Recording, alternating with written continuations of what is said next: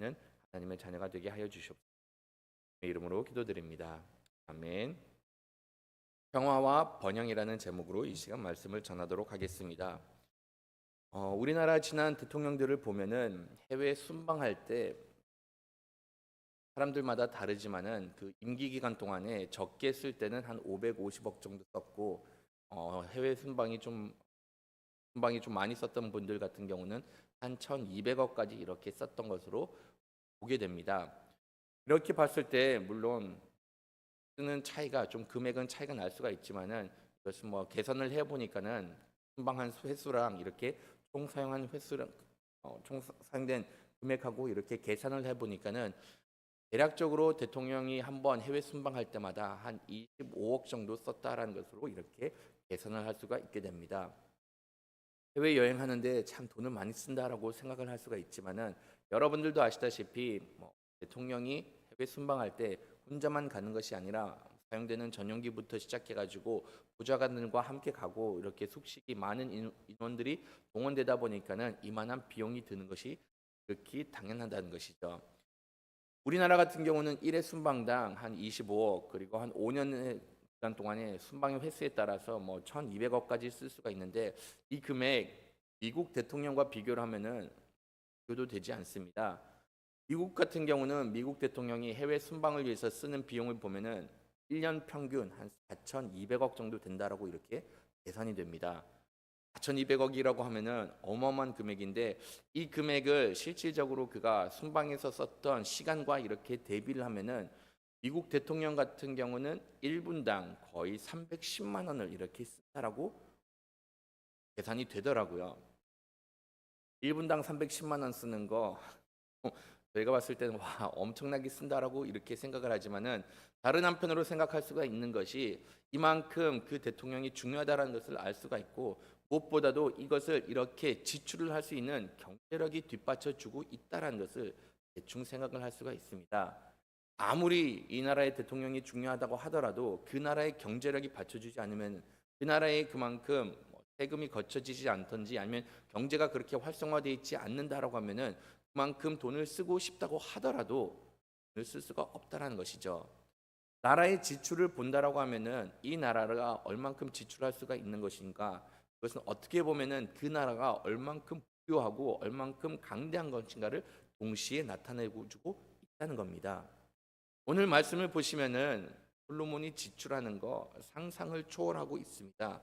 우리가 이렇게 말씀을 통해서 알 수가 있는데 하나님께서 이스라엘에게 그만큼 많은 은혜와 복을 더하여 주셨고 솔로몬이 하나님의 나라를 위해서 헌신하겠다라고 이렇게 마음을 먹고 하나님께서 능력을 구할 때 내가 이 나라를 조금만 더 잘 섬길 수 있도록 나에게 지혜를 달라고 했을 때 하나님께서 그에게 지혜를 덤으로 지혜를 주시고 덤으로는 세상이 누릴 수 있는 온갖 부와 영화를 같이 허락을 해주시면서 이 나라가 번영하게 된 것을 보게 됩니다. 이 나라는 하나님의 은혜 가운데 번영을 하였고 하나님께서 허락해 주신 모든 세상적인 복을 같이 누렸습니다. 이 많은 복을 누렸을 때 참 흥미로운 것은 가장 먼저 언급된 복이 별로 흥미롭습니다. 20절 말씀을 보시면은 유다와 이스라엘의 인구가 바닷가의 모래같이 많이 되매 먹고 마시며 즐거워하였으며라고 이렇게 이야기를 하고 있습니다. 하나님께서 허락해 주신 복을 언급을 하셨는데 20절부터 언급을 해주고 여기서 가장 먼저 허락해 주신 복이 뭐였죠? 이스라엘의 인구가 바닷가에 모래알같이 많아지고 이야기를 해주신 겁니다. 성경에서 중요하게 여긴 것을 먼저 적는 경향이 있습니다. 이것은 어제 말씀에서도 여러분들이 이렇게 목사께서 설명을 해주셨는데 솔로몬이 중요하게 여겼던 것 하나님께 제사를 드리고 하나님께 섬긴 것을 중요하다 보니까는 그런 가운데 직분을 언급을 했을 때 제사장 직분, 서기관 직분, 그다음에 서기관 직분으로 이렇게 언급한 것을 볼 수가 있어요. 그러면은 가장 먼저 언급한 것이 가장 중요하다라고 이렇게 얘기를 할 수가 있는데 솔로몬이 그 이스라엘이라는 나라가 많은 은혜를 누리고 많은 복을 누렸는데 그 중에서 가장 먼저 언급한 것이 이 인구수가 어마어마하게 늘었다. 마치 여기 있는 백성들이 모래와 같이 많게 되었다라고 이렇게 이야기를 하는 겁니다. 인구수가 늘을 수 있는 비결은 다른 데 있지 않습니다. 장수하는 것도 인구수가 늘어가는 비결 중에 하나지만은 장수보다는 자녀를 가졌을 때 많은 자녀를 가져야 되는 것이고, 이 많은 자녀를 가졌을 때 그 아가 생존을 했을 때 그 인구수가 늘어날 수가 있다는 것이죠. 자녀를 키우신 분들은 어린 아이를 생존시킨 것이 얼만큼 힘든가를 아실 겁니다.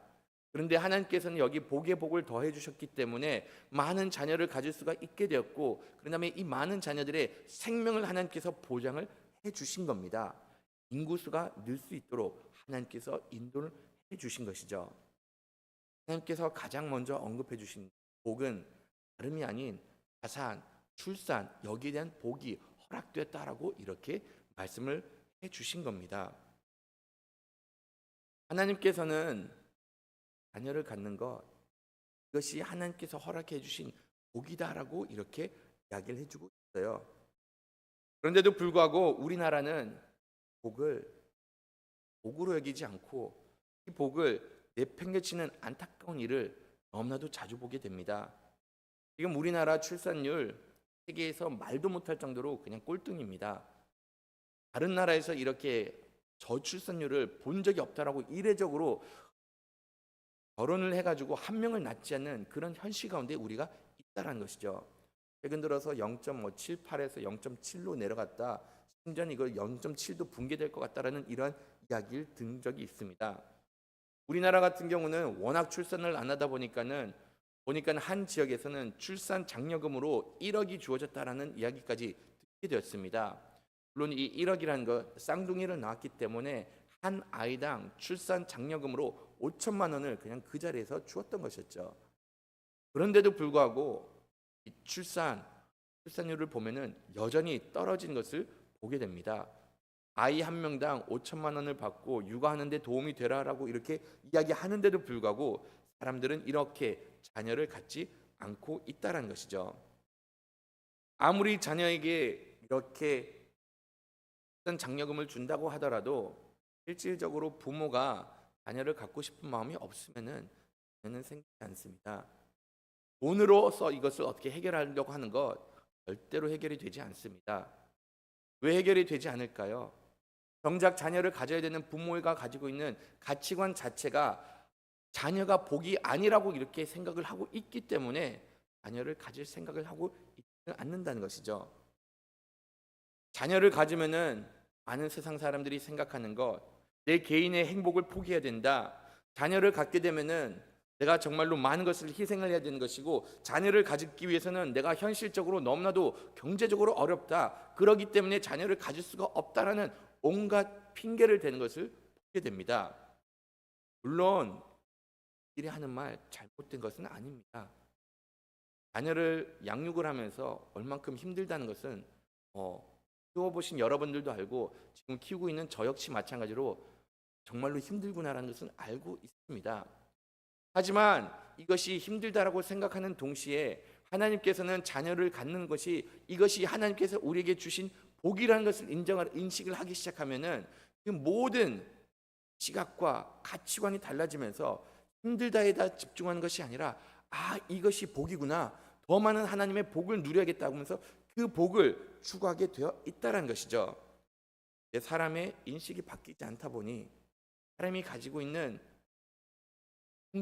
내 행복을 더 소중하게 여기다 보니 내 자신이 우상이 되다 보니 이런 가운데 자녀를 갖는 것을 꺼려하게 되고 이런 가운데 이렇게 저출산 현상이 일어나는 것을 보게 된다는 것이죠.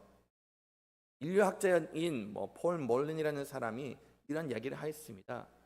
나라가 부유해지면 부유해질수록 출산율은 떨어진다. 이것은 세계 역사를 통해서도 볼 수가 있고 그다음에 지금 우리가 현재 살고 있는 이 시대 가운데서도 볼 수 있다라고 이렇게 이야기를 합니다. 저는 그 말을 보니까는 공감이 되더라고요. 지금 일본 같은 경우도 나라 경제가 발전하면서 출산율 확 떨어진 것을 보게 됩니다. 우리나라 60년대, 70년대 자녀를 서로 두세 명 이상 가지려고 엄청나게 그렇게 발버둥 쳤던 시대. 그때는 삶이 그렇게 어려웠는데도 불구하고 최소 두셋 이상은 있었습니다. 그런데 나라 경제가 좋아지다 보니 내 삶의 질이 높아지다 보니 내 삶의 질을 포기하지 않으려고 자녀를 갖는 것을 포기하기 시작하고 개인의 행복을 추구하면서 끝내는 하나님께서 허락해 주신 복을 외면을 해버리기 시작했던 것이었죠. 이 폴 몰린이 했던 이 얘기 중에서 제일 흥미로웠던 것은 여기에는 예외가 있다라고 이렇게 얘기를 합니다. 아무리 나라가 부유해진다고 하더라도 이 나라가 근본적인 기독교의 가르침을 갖고 있던 이슬람의 가르침을 갖고 있던 이 종교적인 가치관을 갖고 있으면은 그나마 부유해지는데도 불구하고 여전히 인구수는 줄지 않고 출산율은 줄지 않는 것을 볼 수가 있다라고 이렇게 이야기를 하고 있습니다. 그럴 수밖에 없는 것이 정말로 바른 말씀의 가르침을 갖고 있으면은 자녀가 복이라는 것을 인식을 하고 있으면은 아무리 부유해진다고 하더라도 자녀가 복이기 때문에 더 많은 자녀를 갖기를 원한다는 것이죠. 이 자녀는 그것은 하나님께서 우리에게 주신 복입니다. 우리가 이것을 인식을 하지 못하면은 정작 우리가 복을 누리는데도 불구하고 사람들은 내가 불행하다라고 생각을 하는 경우가 있습니다. 그리고 나서 무엇보다도 하나님께서 주신 복인데도 불구하고 이에 대해서 우리가 감사하지 않고 이를 거절하기 시작하면은 하나님께서 허락해 주신 그 많은 복들 이렇게 보면은 그래 너가 이것을 원치 않으면은 내가 다른 것도 너에게 주지 않겠다라고 말씀을 하실 수도 있다라는 것을 분명히 기억을 해야 됩니다. 하나님께서 허락해 주시는 그 모든 복 이것이 복이다라고 하면은 온전히 받아들이기를 원하고 무엇보다도 부모로 된 우리로서는 이것을 자녀들에게 동일하게 가르쳐 줘야 되고 이러한 가치관의 변화가 일어날 수 있도록 하나님의 말씀을 가르쳐 줘야 합니다. 여기 계시는 분들 이미 자녀분들 다 결혼을 하셨을 거라 생각을 하고 아직 하지 않은 분들도 있지만은 만약 결혼을 아직 앞두고 있는 분들이 있다라고 하면은 자녀를 갖도록 격려를 해주시고 이것이 힘들다라고 내 입에서 나온 것이 아니라 이것이 하나님의 복이다라고 이렇게 이야기를 하면서 가치관의 변화가 일어날 수 있도록 기독교의 가치관이 성립될 수 있도록 전하는 부모가 되기를 간절히 바라겠습니다. 부모가 만약 이렇게 가르쳐 주기 시작하면은 자녀들의 행동 하나님께서 허락해 주시는 복 뒤로 말할 수가 없다라는 것을 알 수가 있어요.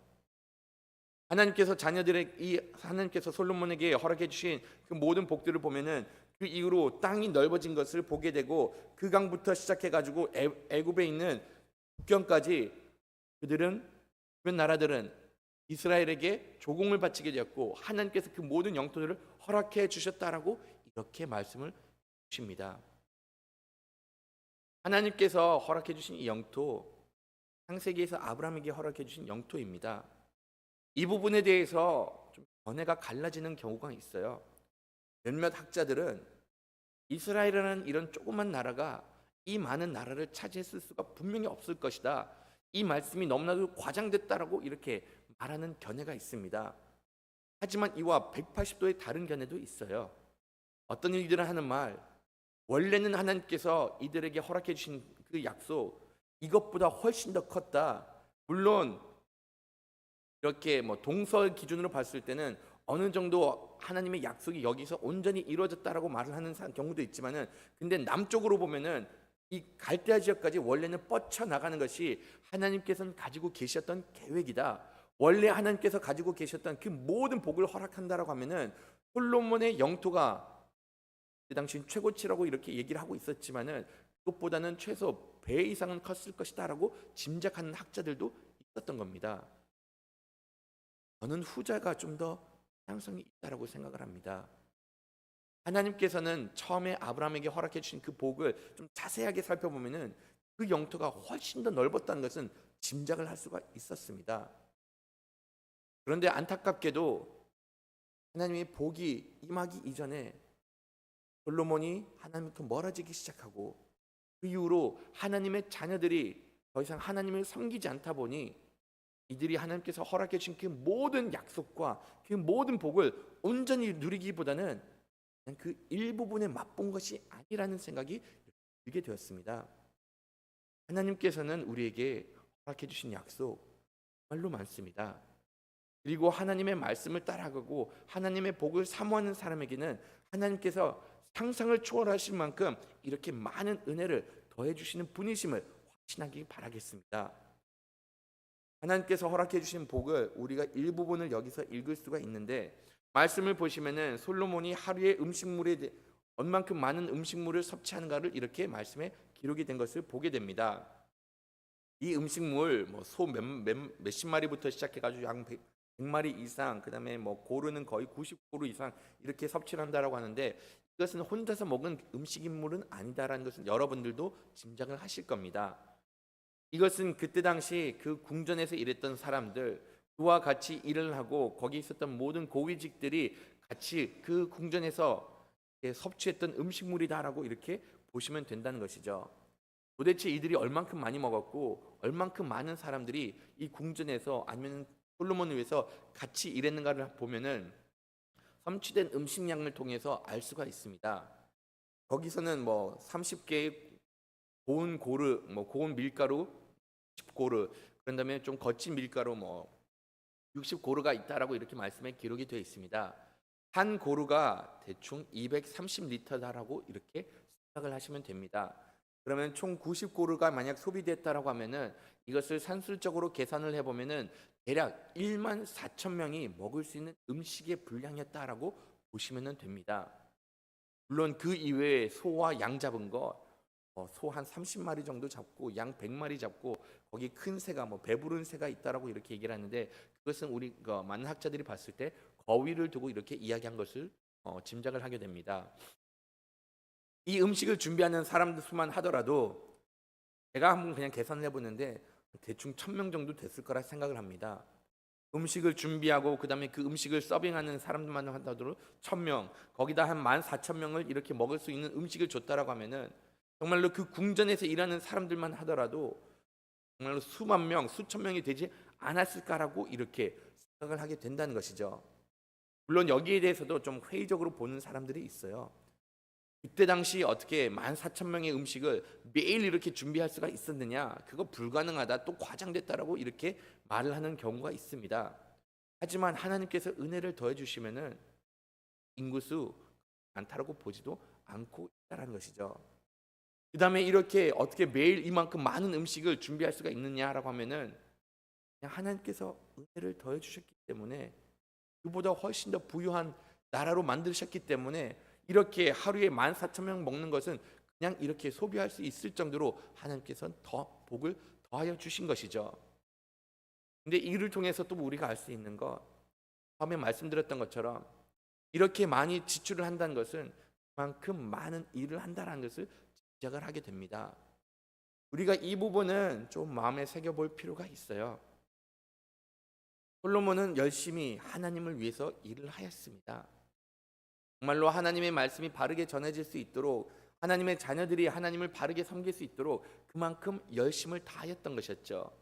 그러다 보니까는 실질적으로 그 일을 행하기 위해서 이렇게 많은 지출도 생긴 것을 알 수가 있다라는 겁니다.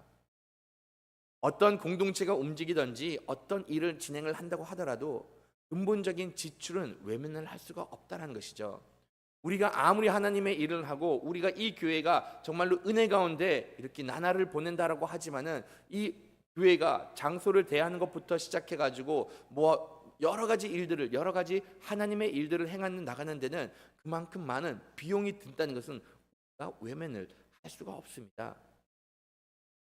그렇다고 해가지고 비용을 우리가 절감한다고 해서 이 일 우리가 너무나도 많이 쓴다, 이 일 그냥 포기하자라고 말을 할 수가 없습니다. 하나님을 위해서 일을 할 때는 말씀에도 나와 있듯이 하나님께서 거기에 대해서 채워주시는 분이십니다. 그러면 우리가 해야 될 것, 우리가 하나님으로부터 받은 그 은혜로서 하나님의 일을 계속해 나갈 필요가 있다는 것이죠. 솔로몬은 한편으로서는 열심을 다해서 하나님을 섬겼습니다. 내 말씀을 보시면은 안타까운 부분도 몇 가지 기록이 된 것을 보게 돼요. 말씀을 보시면은 하나님께서 솔로몬에게 많은 은혜를 더하여 줬고 그의 부유함이 얼만큼 커졌는가 이 음식을 소비한 것을 통해서 보게 됩니다. 그리고 그 모든 나무 아래에 이렇게 화평이 임한 것을 보게 되고 무엇보다도 이 후반 부분에 보시면 26절 보시면은 솔로몬의 병거와 말 외양간이 4만이오라고 이렇게 이야기를 하고 마병이 12,000명이다라고 이렇게까지 이야기를 하고 있습니다. 이것은 그 나라의 군사력을 이렇게 말한다라고 보실 수가 있어요. 그때 당시 마병 거의 탱크랑 이렇게 같이 본다라고 이렇게 얘기를 하고 있기 때문에 이 마병 자체가 12,000 이렇게 명이 있었다라고 하는 것 자체는 이미 그의 군사력 또한 어마무시하다라는 것은 이렇게 짐작을 할 수가 있었던 것이었죠. 이 말씀을 보면은 그때 당시 그 나라의 화려함을 얘기한다라고 볼 수도 있습니다. 하지만 저는 이 말씀을 보면서 안타깝다라는 생각이 들게 되었습니다. 하나님께서는 분명히 모세를 통해서 계명을 주셨을 때 이스라엘 왕은 마병을 많이 두지 말라라고 분명히 말씀을 하셨기 때문입니다. 하나님께서 다스리는 나라시고 하나님께서 이 나라를 지켜주고 계시고 있기 때문에 너희들은 왕이 세운다고 하더라도 그 왕은 마병을 두지 말고 하나님의 능력을 의지해서 하나님께서 적들을 물리친 것을 의지하라라고 이렇게 말씀을 하셨습니다. 그러면은 정말로 하나님의 일하심을 신뢰하고 하나님의 능력을 아는 왕으로서는 이렇게 마병을 둘 필요가 없었는데도 불구하고 솔로몬은 여기서 말과 마병을 두면서 군사력도 이렇게 키워나간 것을 보게 됩니다. 솔로몬은 현실적인 문제로 인해서 군사력을 키웠는데 다윗의 경우는 혹시 어떻게 행하는지 기억나시나요? 적들을 물리치고 나서 말을 이렇게 수천 마리를 얻게 되었는데 거기서 다 힘줄을 끊어버렸습니다. 더 이상 전쟁에 사용할 수 없을 정도로 힘줄을 끊어버리고 몇몇 말들만 제외하고는 이렇게 그 말들을 다 제거해버린 것을 보게 됩니다. 충분히 마병을 키울 수도 있었고 충분히 군사력을 그렇게 키울 수도 있었고 특히 다윗 같은 경우는 전쟁을 많이 치른 왕이었는데도 불구하고 그는 그 모든 전쟁의 승리가 하나님부터 왔다는 것을 알았기 때문에 마병을 키우지 않은 겁니다. 하나님의 복을 지속적으로 누리는 비결이 바로 하나님께서 복에 복을 더하게 주시지만은 그 복으로 하나님의 영광을 위해서 쓰는 것입니다. 무엇보다도 내가 어느 정도 성공을 하였기 때문에 이제는 내 능력과 내 힘을 길러야겠다라고 이렇게 생각이 들 수가 있지만은 하나님께서는 여전히 우리에게 해주시는 말씀, 아무리 너가 부유해지고 아무리 너가 능력을 많이 지녔다고 하더라도 너는 끝까지 나를 의지하라. 끝까지 의지하면은 내가 너에게 지혜의 지혜를 더해주고 복의 복을 더해준다라고 이렇게 말씀을 하고 계십니다. 하나님께서 솔로몬에게 능력을 더해주셨을 때 얼만큼 더 더해주셨을까요? 말씀에도 나와 있듯이 그 주변에 있는 모든 나라들보다 솔로몬이 가지고 있었던 지혜가 훨씬 더 컸다라고 이렇게 이야기를 하고 있습니다.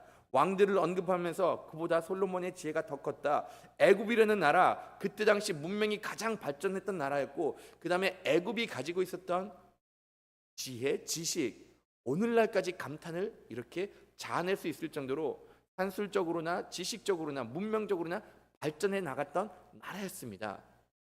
그런데도 불구하고 성경이 하는 말, 솔로몬이 가지고 있었던 지혜가 더 컸기에 그냥 모든 사람들이 주변 모든 국가들이 솔로몬의 지혜를 듣기 위해서 그곳에 왔다고 이렇게 이야기를 해주고 있습니다. 하나님께서 은혜를 부어주시면은 우리가 생각할 수 있는 것 이상의 것을 말씀을 통해서 알 수가 있어요.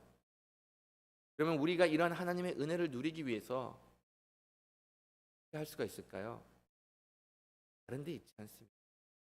우리가 하나님을 위해서 살아갔을 때 또 하나님께서 우리에게 부어주신 것이 이것이 참말로 하나님께서 부어주신 은혜임을 깨닫고 이를 통해서 하나님께 영광을 돌리고 적극적으로 하나님을 의지해 나갔을 때 하나님께서는 할수록 많은 자비를 베풀어 주시고 복을 허락해 주시고 은혜를 베풀어 주시는 분이심을 이렇게 가르쳐줍니다. 이런 하나님께서 허락해 주신 은혜를 누리는 여러분들이 되기를 간절히 바라겠습니다. 매일 성경 위에서 두 번째 단락 한번 같이 읽어보도록 하겠습니다. 하나님은 어떤 분입니까? 하나님을 경외하는 자에게 지혜와 총명을 주십니다. 솔로몬이 하나님께 경외와 경청의 마음을 품었기에 하나님은 그에게 지혜와 총명, 넓은 마음을 한없이 주셨습니다. 그 결과 솔로몬은 선인이 되었습니다. 이스라엘의 그 누구보다 지혜로웠고 당시 지혜롭기로 유명한 동쪽 지역과 애굽의 그 어떠한 현인들보다 뛰어났습니다. 그가 지은 방대한 잠언과 노래는 그의 지혜를 빛내고 자연에 대한 해박함은 견줄 자가 없었습니다. 자연 만물을 창조하시고 인류의 역사를 주관하시는 분이 하나님이시니 하나님을 경외하는 자가 영적인 지혜뿐만 아니라 넓은 견식을 갖춘 것은 당연한 일입니다. 말씀을 생각하면서 같이 기도